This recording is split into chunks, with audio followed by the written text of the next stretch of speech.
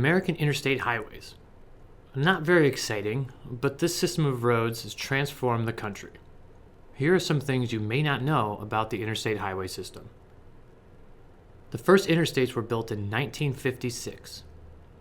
The most recent interstates were built in 2017.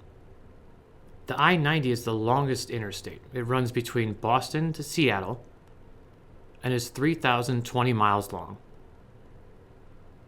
The shortest interstate, well, depending on how you categorize it, the shortest interstate is the I-375 and can be found in Michigan with a distance of 1.06 miles.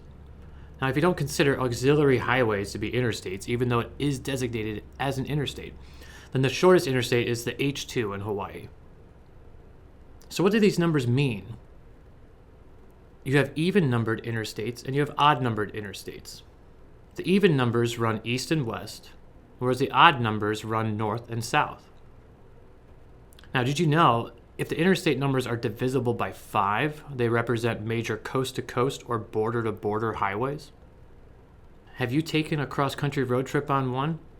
Let us know. We'd love to hear about it.